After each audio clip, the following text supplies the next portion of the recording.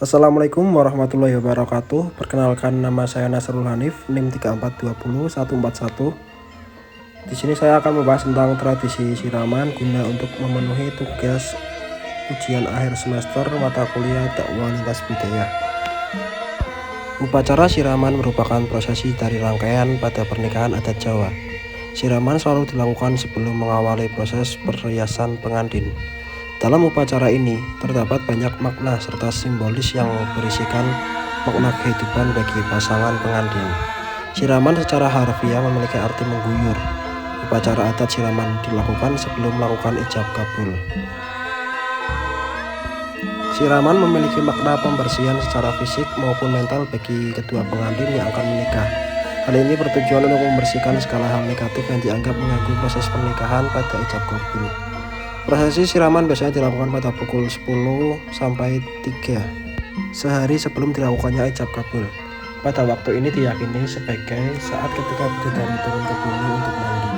Pengantin membawa kesan cantik. Tentu sangatlah tepat apabila proses mandi atau siraman dari pasangan pengantin tersebut dilakukan bersama dengan para bidadari. Adapun urutan kegiatan dalam upacara siraman adalah sebagai berikut.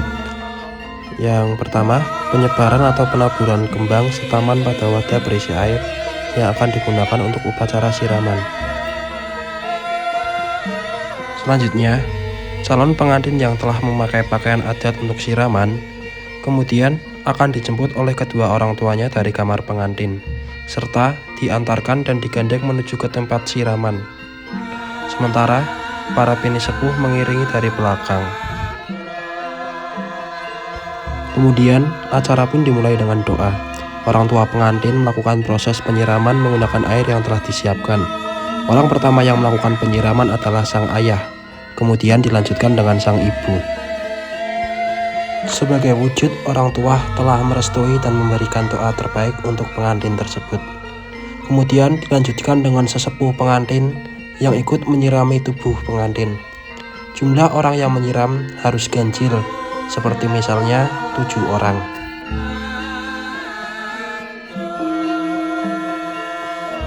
Setelah proses penyiraman selesai, selanjutnya calon pengantin berwudu dengan air dari dalam kendi yang dipegang oleh ayah dari calon pengantin. Agama Islam menyebutkan wudhu sebagai cara untuk menyucikan diri. Sama artinya ketika calon pengantin melakukan wudhu dari wadah air yang terbuat dari tanah liat atau kendi, maka ia sedang membersihkan diri agar hidup rumah tangganya berhasil.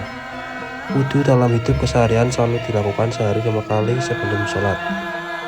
Sehingga ketika berumah tangga, calon pengantin akan menjalani rumah tangga layaknya seperti ladang beribadah pada Sang Pencipta.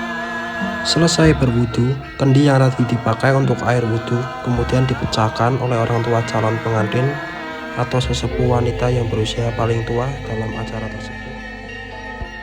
Sesi selanjutnya ialah memotong rambut calon pengantin.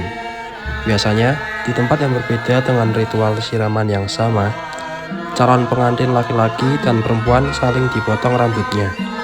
Kemudian utusan dari calon pengantin laki-laki mendatangi rumah calon pengantin perempuan untuk menyerahkan potongan rambut calon pengantin laki-laki. Rambut kedua calon pengantin disatukan dan dikubur di halaman rumah sebagai simbol kedua pengantin telah mengubur masa lalu dan keburukannya, sehingga dalam berkeluarga hanya akan mendapat kebahagiaan dunia dan akhirat.